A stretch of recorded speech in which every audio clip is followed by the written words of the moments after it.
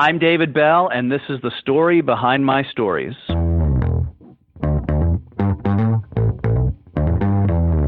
You're listening to the Author Stories Podcast, bringing you the story behind the stories and the storytellers. Margaret White, Terry Brooks, Sheena Kamal, Matthew Quick, J.T. Ellison, Walt D. Williams, Brad Ford, Corey Doctorow, Brandon Sanderson, Robin Mott, Ernest Klein, Jim Butcher, Charlene Harris. Visit hankgarner.com for archives of all the shows. Today's guest is David Bell. Hey everybody, thanks for tuning in to Author Stories. You can find all of the archives of the show over at hankgarner.com. There are handy links over in the sidebar on the right-hand side where you can subscribe to the show. You can find all of the archives in a handy little drop-down list, or there's a search bar where you can search for your favorite author and see if they have been on the show in these past more than 400 episodes. Thank you to our sponsors for allowing us to do this. And we've got some new sponsors coming on. Daniel Kinney, my favorite middle grade author, is just doing amazing things right now. He is publishing like a madman, but he's putting out excellent books. I buy his books for my nieces and nephews all the time. My kids are a little older now, but my nieces and nephews, I buy Daniel's books and put them in their hands. They are top shelf quality and really fun books. There's a link to Daniel's Amazon page in the show notes, and we're going to be highlighting more of his books as we go on this month. But go visit Daniel Kinney and buy his books for your favorite kids, and they will love it. Roy M. Griffiths has a new book, Bringing the Fire, The Lonesome George Chronicles, Book 2. Roy is really doing some amazing stuff in speculative fiction, and we're going to be highlighting more of those as the month goes on. But go pick up Roy's newest books. There's a link to it in the show notes. If you're a fan of alternative history or war and military thrillers, you're going to love these books. There's a link to it in the show notes. Also, thanks to my buddies Nick and Jason from Galaxy's Edge for sponsoring the show. Thanks for tuning in. As always, at the end of the show, we have an audiobook clip from Richard Gleaves, the Jason Crane series. He enlisted for the money. He stayed for the girl. Gateway to the Galaxy, the new series everyone is talking about, beginning with Book 1, Into the Breach. Frank and Marine Space Corps 1 find themselves across the galaxy in a WWE smackdown with the legions of a boss-level villain. But the party's just getting started. He donned the mantle of a celestial knight to impress a girl? Well, an empress. Now destiny's calling in a debt. A lightning-paced military fantasy full of outlandish comedy and impossible situations that will have you hailing for these Marines from the get-go. For fans of Green Lantern and the Stargate universe. Listen to what some readers are saying. This is good stuff. Thanks for the new obsession. I recommend and can't wait for the next book. And the visual pictures and action are amazing. They're getting the band back together, and this time, it's serious nonsense. Pick up the Gateway to the Galaxy series by Jonathan Yanez and J.R. Castle, available now on Amazon.com. There's a link to it in the show notes. Gateway to the Galaxy. Well, thanks for joining me again for the Author Stories Podcast, where I bring you the story behind the stories and the storytellers. Today, I'm really excited to have David Bell on the show with me today. David has a brand new book called Somebody's Daughter, and you guys are going to absolutely love this book. Welcome to the show, David. Thanks, Hank. Thanks for having me on. I'm excited to have you today. We're going to talk all about the new book and all of that good stuff that is out now. Everyone can go get their copy of it. But before we get into that, we begin each show with the same question, and that question is, what is your first memory of wanting to be a writer or storyteller? Gosh, I remember when I was a kid, and I don't really know how old I was, if I was about 6 or 7 years old or something. And I remember when I was a kid, I was fascinated by dinosaurs and stuff like that. And I think I had seen a movie. There was a TV movie called The Last Dinosaur. I don't know if you remember it or if anyone remembers it. But it was about a guy who, I think it was Richard Widmark, and he had invented some device that took him like into the Earth's core, and he discovered dinosaurs still living there. And I was fascinated by that, and I really wanted to believe that there were dinosaurs in the Earth's core that you could go and see, right? By the way, as an aside, I know that's not true. I just want to go on record saying I know that's not true. Dang it. But anyway, I was fascinated by that, and I remember writing my own story, which was, of course, a complete ripoff of that TV movie that I had seen, but was about a ship in the ocean and going down into a whirlpool, and they got sucked into another world where there were dinosaurs and things like that. So I can remember writing that on with pen and paper on a legal pad that I'd stolen from my dad. So that's probably my earliest memory of actually trying to write something. There was this prevailing fear in the 70s when I was a kid that there were whirlpools out there that would suck you to the center of the earth, and quicksand.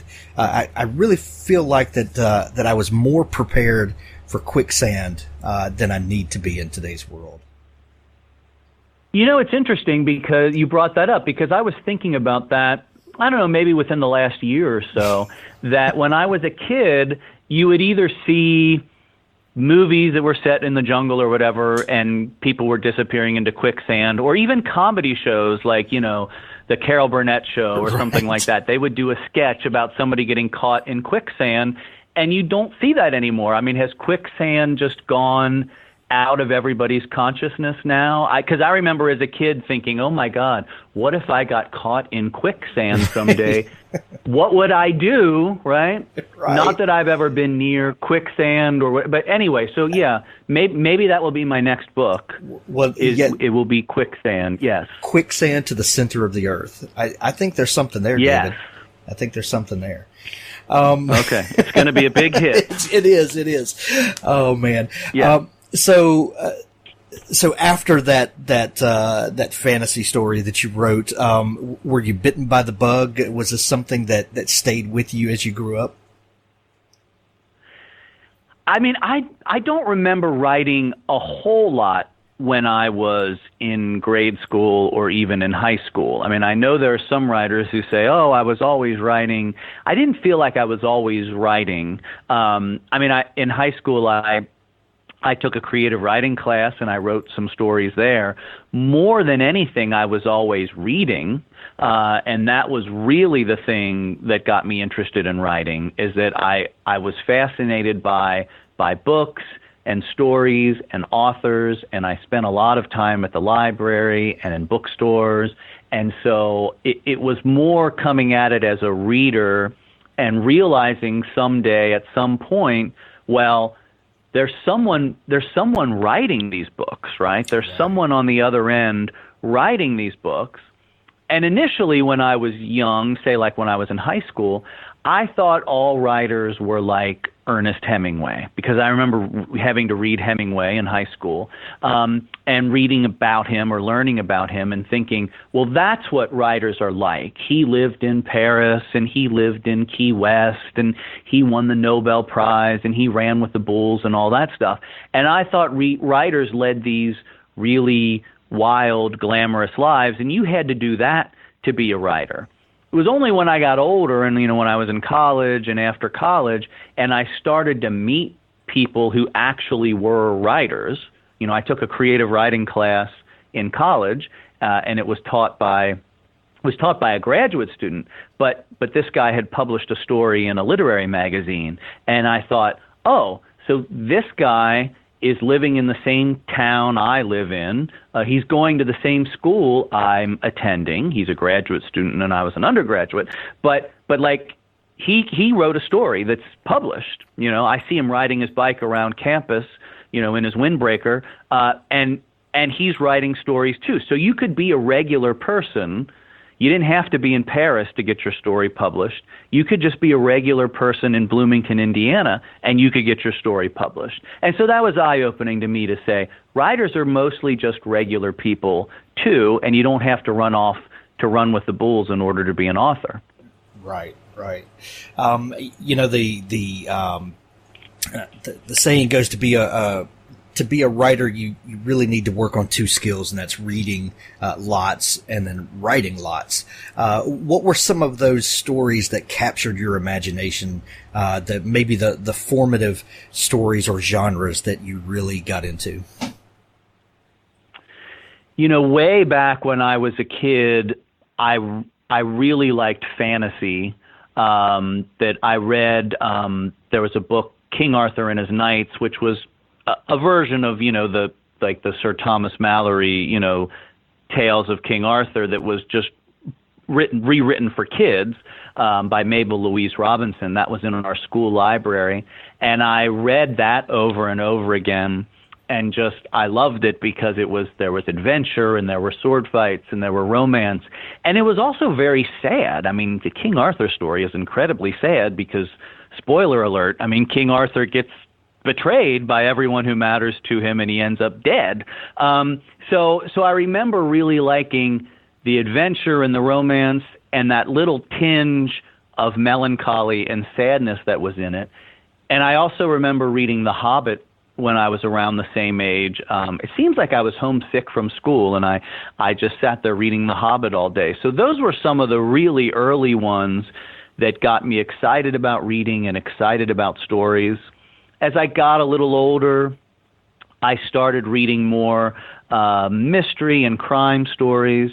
Elmore Leonard was one of the first mystery writers I read, and I just remember going through a phase when I read 10, 15, 20 of his books very quickly and thinking, yeah, this guy knows how to tell a story. And I learned so much about, even though I don't really write anything like Elmore Leonard, and I'm not sure anybody does, but I learned a lot about plotting and character and putting this oddball collection of characters into the same place, looking for the same thing. So he was a big influence early on in terms of being a mystery writer. You are one of those interesting writers, David, who is a very successful author, but also maintains a day job, and not just any day job, but you are a college professor. First off, what do you teach? I teach creative writing, so it fits perfectly with my writing career. Nice. Which came first, the writing or the teaching? Or the publishing or teaching? Oh, well, I was teaching before I published any books. I published some short stories when I was in graduate school, but after I had my first real tenure-track job as a professor, in fact, it was during the first year I had that real job, is when I published my first book. So, it was kind of happening at about the same time. But yeah, the two have always gone hand in hand in that way. What was the first book that you got published? I published two books with a small press called Delirium Books, which no longer exists, unfortunately, before Cemetery Girl was published by Berkeley. So I wrote two small press thrillers, and the first one was called The Condemned, and that was published way back in 2008. It's been 10 years now. And through publishing those books with a small press, I got a blurb from a writer by the name of Ed Gorman, a really great mystery writer who passed away last year. And Ed was known to help young writers. So many young writers who you will meet will say, yeah, Ed Gorman helped me out at the beginning of my career. And Ed put me in touch with an editor in New York, and that was when I wrote Cemetery Girl, and that was how I was able to get my agent, because I had an editor interested. So I really owe a lot to Ed and the attention that I was able to get from those first couple books that were with a small press. Nice. Your new book, Somebody's Daughter, and then even looking back on your previous books, like Bring Her Home, Since She Went Away, I think, and you write these really tight, tense mystery thrillers. Was that what you always set out to write when you began telling stories for yourself? Did you always know that you were going to write these types of books? Yeah, to some extent. I mean, I always wanted to write stories that were riveting and compelling and were page turners. I always wanted that to be the highest compliment that could be paid, was that I can't stop turning the pages. I can't put the book down. Now, I guess I would argue that pretty much any book you read, regardless of the genre, should be a page turner. Right. Otherwise, why are you reading it, right? I mean, if you're not compelled to keep turning the pages as fast as possible, why are you reading it? Why is it there? But really, I did want to write books that would appeal to a wide audience, that would entertain people, that they could take to the pool or the beach, or that they would read late at night and they would be saying to themselves, I just want to read one more chapter. I just want to read a little bit more, no matter how early I have to get up tomorrow. So that has always been the goal for me, yes. Now, as a creative writing professor, do you get a different response or reaction from your students than you do your faculty cohorts? I would imagine as a student that if I were to take a creative writing course, learning from someone like David Bell, who has a stack of published books and that is known to write these books that people absolutely love, that would be a professor that I would seek out and want to learn from. What about the folks that you work with? Do you get a similar response from them?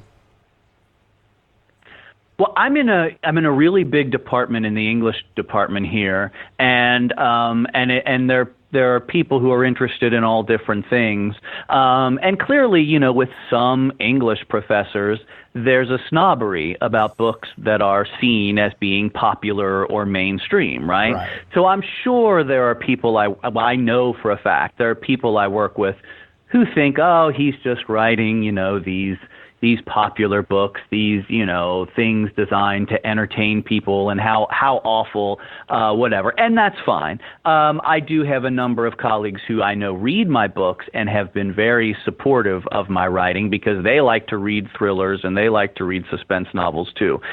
So it's a mixed bag, and I just try not to worry about the people who want to be snobby about it. In terms of the students, I hope that the fact that I have published books and have been through a fair number of things in the publishing world, that gives me some credibility with them, whether they read my books or not, whether they're interested in writing the kinds of books I write or not. I hope that they at least have some respect for the fact that I do know what I'm talking about when I talk about the profession and talk about getting published and things like that. So I hope that registers with them. Sure. We talk a lot about work and home separation and keeping work at work and home a safe harbor so that you can stay creative and all of that stuff. When your day job is talking and teaching about writing, and then you're also writing books, is it difficult to just get away from writing altogether, to kind of let your batteries recharge, and to stay creative? And I believe your wife is a writer as well. How do you guys, pull away sometimes to refill the creative well?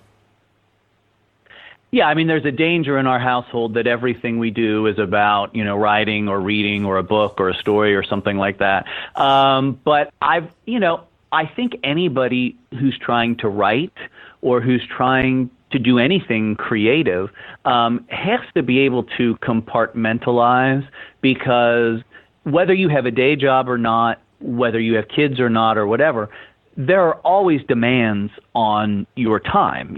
Something is always calling you to do something else, whether it's you've got to cook, you've got to go to the grocery store, you've got to go to the bank or whatever. So I'm pretty good at compartmentalizing, and I'm pretty good at being able to say at different times during the day, okay, I'm going to walk away from from writing. I'm going to walk away from the computer. I'm going to shut off that part of my life. I like to exercise. I take a long walk almost every day in the park. There's a park and a cemetery by my house, and so I can shut down and do that. My wife and I spend a lot of time watching movies and TV shows and things like that. And again, that's still kind of writing, because inevitably we watch a movie and then afterward we talk about it and say, like, well, the story would have been better if they'd done this, or the story would have been better if they'd done that. But it does feel like an escape. It feels like an escape from sitting in front of the computer, staring at my own words, staring at a Microsoft Word file. So I think it's essential to get away for some amount of time for anybody. Let's talk about the new book, Somebody's Daughter. This book opens with just immediately hitting the reader in the face with several kind of hot button issues, or not issues, but events that just really resonate deeply. You're really grabbing the reader just right off the bat. Where did the idea for this book come from? Or maybe the plot for this book. When did you start kind of putting the pieces together? I've always written a lot about families, because Right. I think that there's a lot of drama in families. All families have secrets. All families have histories. And I've always written a lot about characters who have secrets in their past that they have hoped to keep quiet and to keep suppressed, and then those secrets end up coming up in the present and screwing everything up for them. And so in this case, my main character, Michael, there's a knock on the door. He has a very good life going. He's married, and he has a good job, and he has a decent amount of money, and his life is very good until someone rings the doorbell on a hot summer night, and it's his ex-wife. Who he hasn't seen in 10 years. He had a little starter marriage when he was in his 20s, and it didn't work out, and he got divorced, and he thought he had left that part of his life behind. And now his ex-wife, Erica, is on the doorstep saying, hey, not only do I have a daughter who was missing, but this is your daughter who was conceived right before we split up. And so for Michael, the past he thought he had left behind is now right there in front of his face, and he has to deal with it. As far as where that idea came from, that's something that happened to me, not the ex-wife showing up on the doorstep saying that I had a child. But I did have a starter marriage. I was married very briefly in my 20s, just a disastrous mistake made for all the wrong reasons. And it's difficult to get out of any marriage, even if you don't have children or you don't own property together, just because it's a legal entanglement. And I have not seen or spoken to my ex-wife in 20 years now, and I'm happily remarried. But that notion of what if someone who you thought was far in your past and far in the rearview mirror suddenly came back into your life, and you had not cut ties with them the way you thought you had. How scary would that be if someone from your past who you thought was long gone was suddenly right there saying, hey, not only am I not long gone, but we're connected in a way that you had no idea about. So to me, that's kind of frightening. Well, it's the worst kind of horror, is the horror that might be true. We talk about why we love scary stories so much, and maybe it's because we get to live vicariously through the characters in this book, and we get to confront things that we don't normally get to confront. And maybe that's why we love thrillers like this, is because we get to explore the what might have been or what could have been, maybe from the safety of our overstuffed reading chair. Right. It's the same reason, and I never do this because I hate them, but it's the reason I imagine people ride roller coasters, is because Right. you get the thrill, and I have not been on a roller coaster since I was like 6 years old, and I don't have any plans to go back. But that's the thrill. You get the thrill of being out of control. You get the thrill of speed and the thrill of, oh my gosh, I'm going to get thrown off of this thing. But really in the back of your mind, you know it's a 2-minute ride that's going to end, and then I'm going to step off and I'm safe. And I think books and movies do the same thing. Most of our lives are pretty mundane. I mean, really, most of our lives are filled with the kinds of things that our lives are filled with. You go to work, you take care of your kids, you go to the dry cleaner, you go to whatever. And really, we're fortunate if our lives don't have crazy things happening in them, right? But you pick up a book like Somebody's Daughter, and for a little while, you can read about people who are like you, but they're having something crazy. They're on a roller coaster ride, and you can get that vicarious thrill, but you can close the book and walk away and say, yeah, thank God my life isn't like that, right? Thank God no one's knocking on my door saying I have a kid I didn't know about, and then you can just go back to your life and feel okay. Right. Right from the beginning of the book, the plot really grabs you because you're immediately immersed in this story and this thing that could happen, and that this fear that this kind of bubbling under. But your characters are also very well drawn, and one reason the plot works so well is because you start to feel for these characters and empathize with them. What do you do as a writer to balance that out, to make sure not only that the plot is compelling, but that we actually care what happens to these people? I think that you can't enjoy a book, and I don't think a reader can be hooked by the plot of a book unless they care about the characters. I think it all begins with the characters. Anything can happen in a book, and if you don't care about the characters, you're not going to care about what's happening in the book. So for me as a writer, I'm trying to create characters who the reader can understand and relate to. They're not perfect people. Every character in this book, every character in Somebody's Daughter has a secret.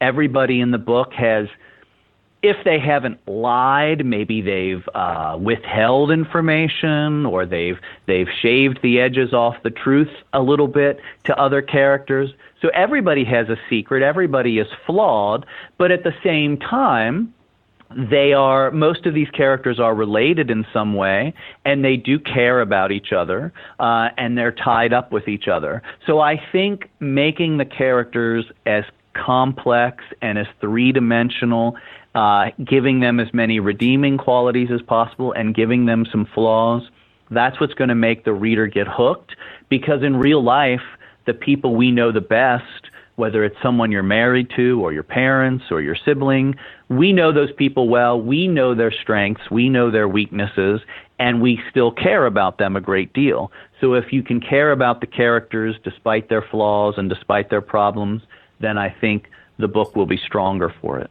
Yeah, absolutely. This book has a very compressed timeline. Things are happening in a very narrow window. Are there any inherent benefits or drawbacks to creating a story that happens pretty quickly? Well, the obvious benefit is this whole book takes place in one night over the course of 12 hours.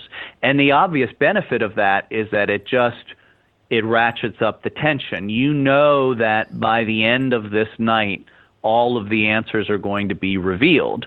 So it just, I think, makes the reader want to race toward the answer. The challenge as a writer, of course, is in that compressed time frame, and I have 3 point-of-view characters who are in all different places at different times, I have to try to remember where everybody is, at what time. I have to make sure it makes sense. So if character A is driving from the police station to the park, while character B is driving from the home, to the grocery store, then I have to make sure that there's the right amount of time for them to do that, so that, one person isn't taking too long to get somewhere. It's kind of like playing a game of Jenga, where you're trying to get all the pieces to fit together, and if one piece falls out, then the whole thing falls apart. So it's just juggling those characters and making sure they're all in the right place at the right time. That was the real challenge.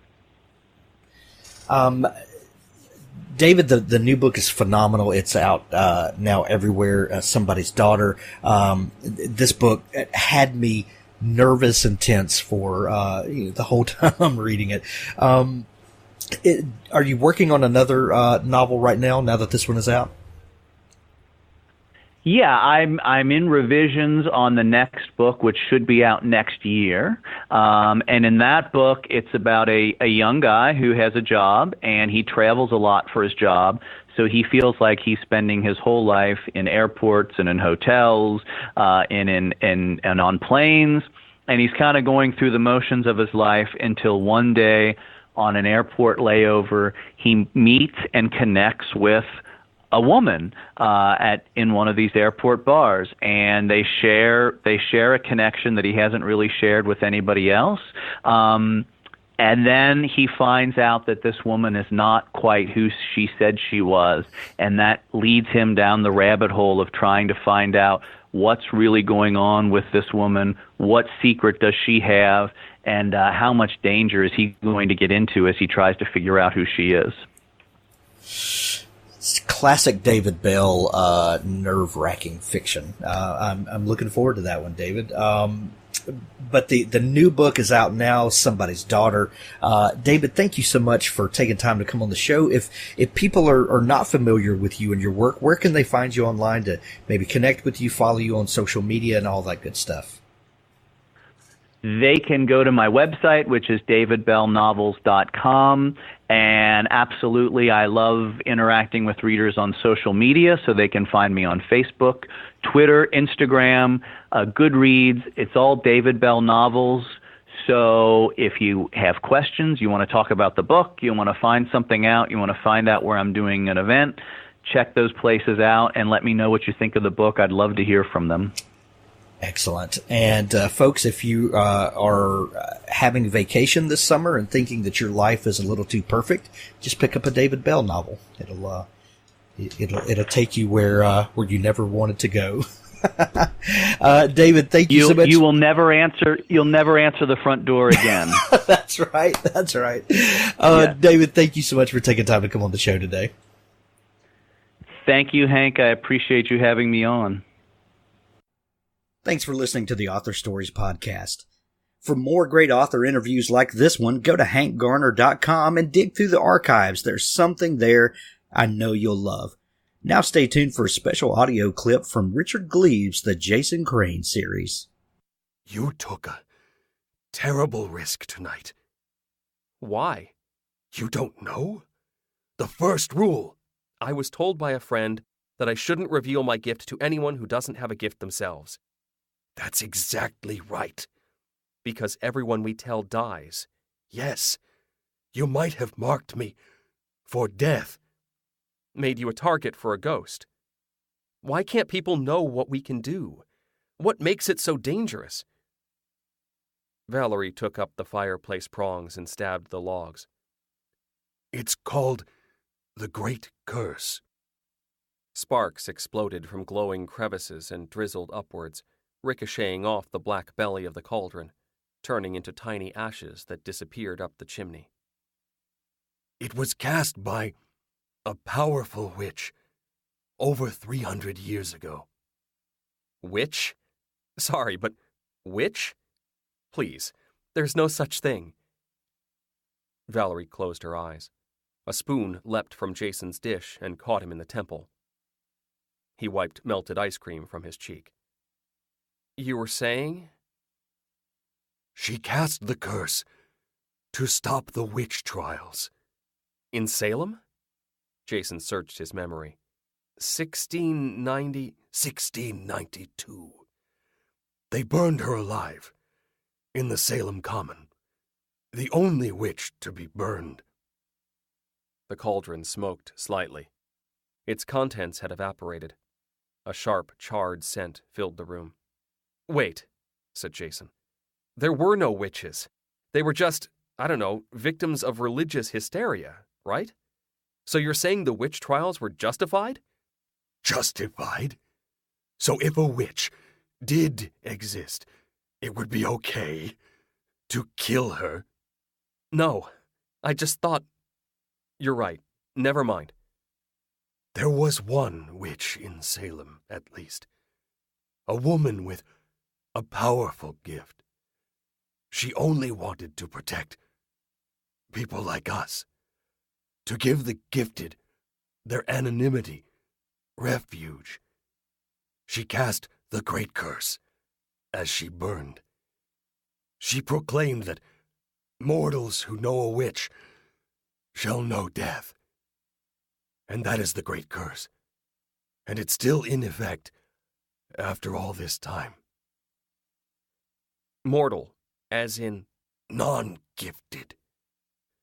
No mortal can know about you, about any authentic witch. Jason winced.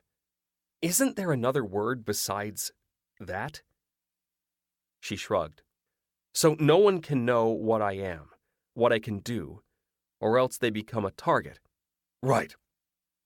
The spirit world will obey the great curse and try to kill them. The spirit world. The other realm. Jason rubbed his eyes. How much of this was reality and how much of this was Valerie's nutty brand of mysticism? He felt himself pulling back, as usual, for fear of contagion. He'd spent his whole life reading science fiction. He hated paranormal tales. This was